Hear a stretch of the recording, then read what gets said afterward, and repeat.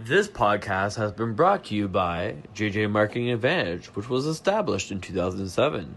Our team is made up of super talented marketing, design, creative, digital, and media experts with over 40 years of experience. Our brand, marketing, and digital departments take on bite-sized jobs, all the way through to long-term large projects. We are located at 895 Don Mills Road, Suite 900 in Toronto, Ontario. M3C1W3. Our number is 647-234-3631. You can find us at jjmarketingadvantage.com. This podcast has been powered by Kick the Media. KickTheMedia.com. There has never been a better time to listen to an epic podcast. Kick the Media back is as an entertainment production company that helps support a wide range of podcast shows, artists, long and short film producers of any platform. We want to open up an easy-to-use platform for companies to assist the newcomer into the industry. Even if you're a professional at what you do, come on over and see how we do things at Kick the Media. And tell us if you like our style.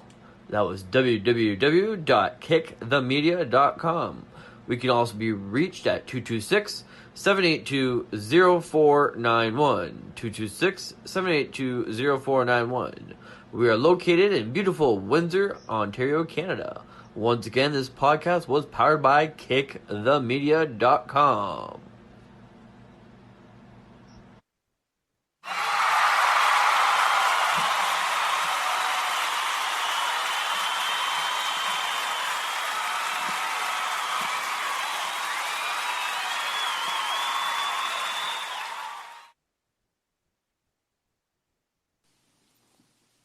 What's up, everybody? This is Gino, and we are here for the very first episode of Gino Thanks.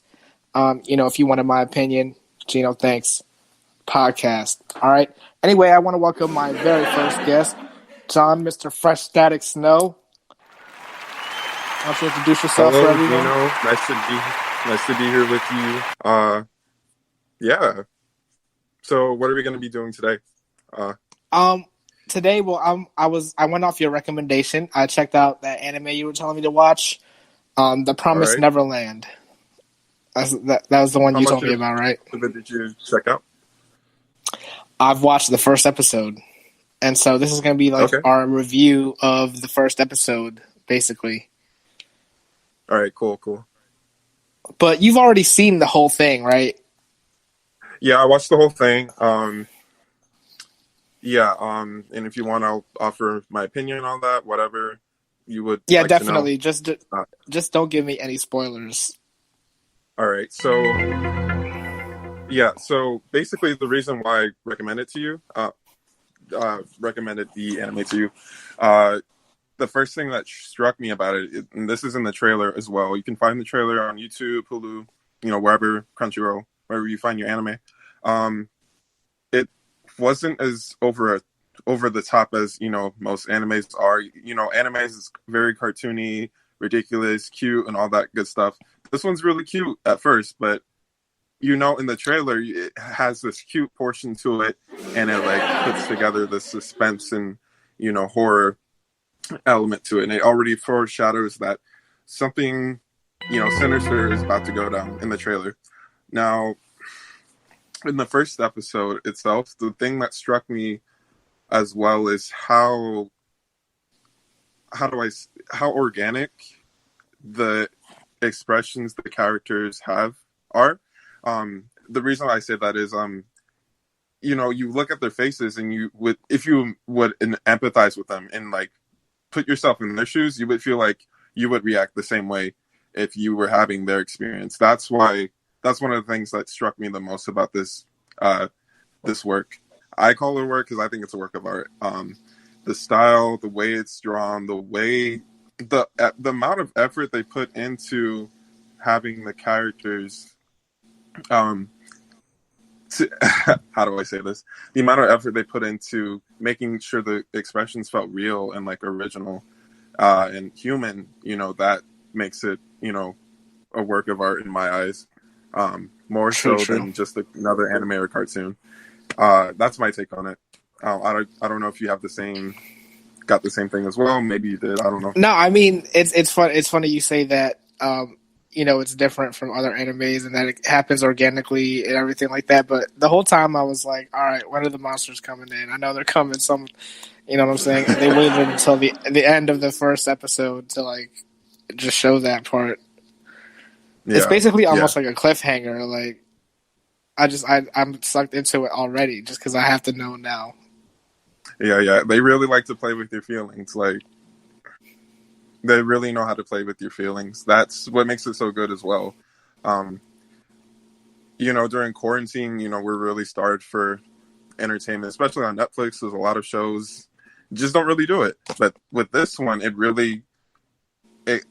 it's able to really grip you in this strange way, through those cute characters and that suspense. And you're just like, oh, what's going to happen to them? Are they, yeah. That's my take on it.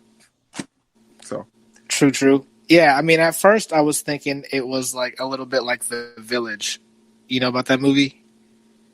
I don't know about that movie. Could you tell me more about it, maybe? Or you want me to spoil it for you? It's an M. Night Shyamalan movie. Oh, okay. You want me to just spoil it for you? Well, I think I already know what that movie is about. Exactly. If it's an M. Night Shyamalan, yeah. But then after I found out, like after I saw the end of the movie, it reminded me of Sausage Party. Have you seen that movie? I still haven't seen that movie. I still haven't. But like that's basically the same premise, right?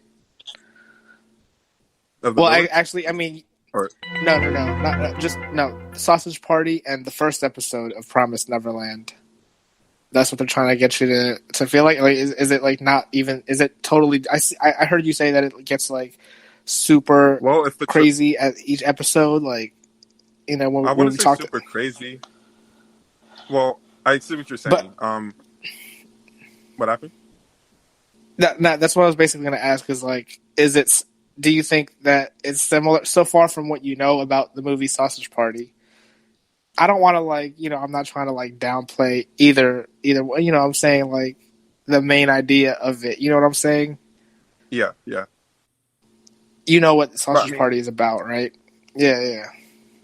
I never watched it, but if you're comparing it to that, then I think maybe there's some sort of similar element going on in a way, even though it's not the same genre. You know what I'm saying? But I don't know. Do you know what Sausage Party is about? I mean, I know about the jokes and shit, so I kind of know what. It's deeper. It's deeper than just the jokes, though. Oh, you see what I'm saying? I told you I never watched it. I really don't know. I barely know anything about it other than the fact that saw the trailer. That's it. Then what? Yeah, exactly. That's what it's. This is how do you not see the similarities between that and Promised Neverland? Their food, like the hot dogs, think that they're going when they go outside the store, which is like outside the gate. They think they're going to some special place, but really they're getting eaten. Yeah. But that's what I'm saying. You've seen more of Promised Neverland, so you can't just that might just be the first episode, or is that like a big part of it? Well, I can't tell. I don't want to spoil the whole thing, and so I'm not really sure if further on the series compares. You know what I'm saying? Yeah.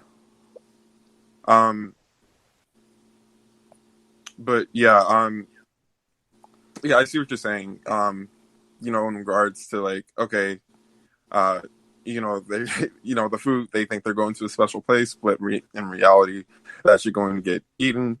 Same thing you would see in the first episode. That's, what we discover.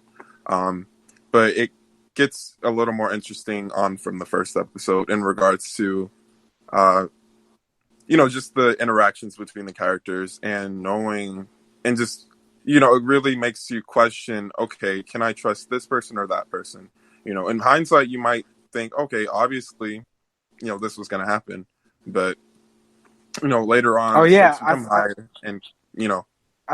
I thought it was weird in the episode how the one guy, was his name Ray? Uh-huh. The one that didn't come with them? Yeah, he was just sitting there kind of just Yeah, There was nothing. makes I you don't wonder, know. why was he just sitting there? And why Maybe wouldn't you'll they find out tell? And later. why wouldn't they tell him like what they saw? They tried to not to tell anyone what happened when they got back. Yeah. So you're saying he's part of it, without spoiling it. I read between the lines. Well, I wouldn't say he's part of it, but he could. Yeah, I wouldn't say he's part of it. But Okay. okay, if you know that they didn't say anything to anyone, you have to wonder, okay, why is Ray so down? Why is he such a downer compared to everybody else? What reason would he have for having that kind of, that kind of demeanor? And I mean, you'll definitely find out. Definitely he has his own motivations for, he has his own motivations, and you'll find out the reason why he has that kind of demeanor he has. So, but Yeah. I mean, I think in the first episode you could probably make a pretty good guess as to why he, looks that way. All right, and then there's a couple of other elements that might be easy to miss if you're too distracted by the way, the just the art style, the anime, how kind of beautiful everything looks in a way. So they're So dead already or something because it looks no, too beautiful, like it's a fake. I mean they might be dead inside, after knowing what they know, but I don't think they're dead. Well, so I'm saying like you just said that there's like something you might have missed. Like what exactly do you think I might have missed in the first I episode mean, as an example? certain interactions between the characters, certain details, right? That's why I said later on you have to think about, okay, is this person trustworthy or are they not trustworthy? You know, you know, you know what I'm saying? Yeah.